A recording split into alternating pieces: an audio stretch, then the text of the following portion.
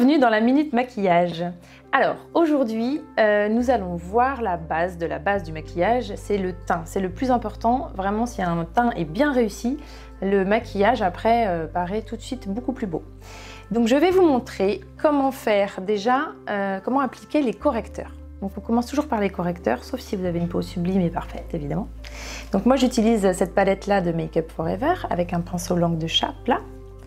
Il faut prendre une teinte pour vos correcteurs qui correspondent à votre carnation, donc plutôt un tout petit peu plus clair. Là, moi, je vais prendre Pêche et je peux mélanger un petit peu avec celle-ci aussi parce que pour obtenir la teinte qui correspond à ma peau.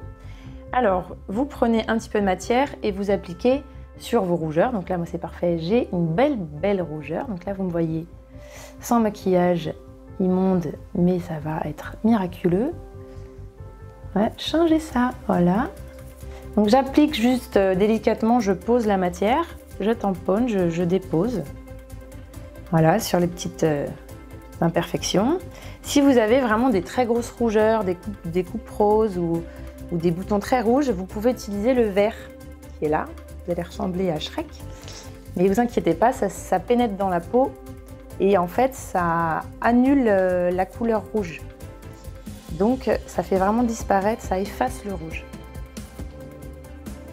Et de toute façon, après, on vient mettre le fond de teint par-dessus. Donc ça ne se voit plus du tout. Voilà.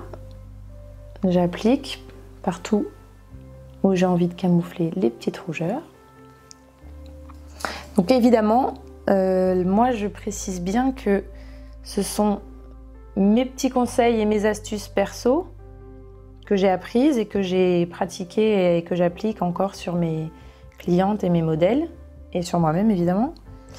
Mais il y aura sûrement d'autres professionnels qui ont d'autres techniques et il existe des tas et des tas et des tas de techniques de maquillage différentes et peut-être que quelqu'un vous dira de faire autrement. Peu importe, c'est à vous de trouver ce qui vous plaît, votre technique, celle qui vous va le mieux. Donc vous testez et puis vous trouverez bien ce qui vous va. Donc après je prends une petite éponge comme ça et je tamponne pour faire pénétrer la matière. Donc légèrement, il ne faut pas étirer et pas étaler sinon ça enlève tout. Voilà. Légèrement pour pas tout enlever. Ensuite, je prends le fond de teint, donc fond de teint fluide, vous pouvez prendre une bébé crème ou ce que vous avez. Il faut trouver la bonne couleur par rapport à votre carnation. Donc moi, je fais toujours un petit mélange sur ma main. Il ne faut pas hésiter à faire des mélanges de plusieurs couleurs, de différentes teintes. Si vous n'avez pas la bonne couleur, c'est pas grave. Vous prenez un foncé et un plus clair par exemple, si vous êtes une peau un peu entre les deux. Et vous prenez votre pinceau à fond de teint. On fait le petit mélange sur la main, comme un peintre qui fait ses mélanges de couleurs, et pour obtenir la bonne teinte. Ensuite, je dépose un peu partout. Voilà, je dépose juste la matière. Alors moi, je suis partisante du maquillage léger, effet naturel, donc pour pas avoir l'air d'être plâtré, pour pas faire poupée qu'on ne reconnaît même plus. J'aime vraiment moi les maquillages nudes, naturels, où on a l'impression juste d'avoir été embelli, d'avoir bien bronzé et d'avoir bonne mine. Voilà, donc après je reprends ma petite éponge et je tamponne un petit peu en tournant comme ça, toujours de l'intérieur du visage vers l'extérieur. Donc j'étire la matière vers l'extérieur. Et du bas vers le haut.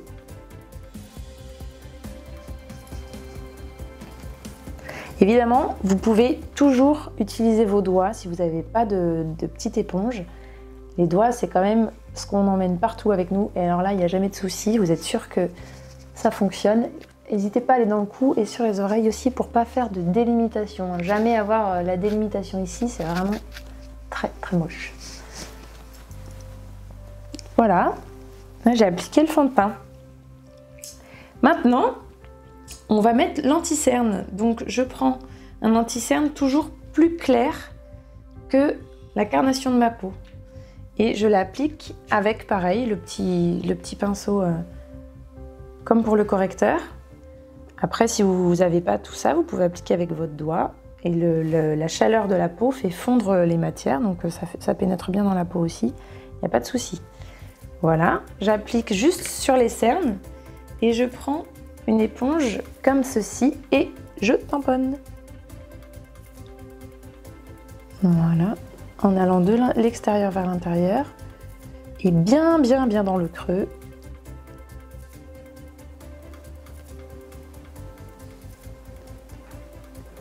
Voilà.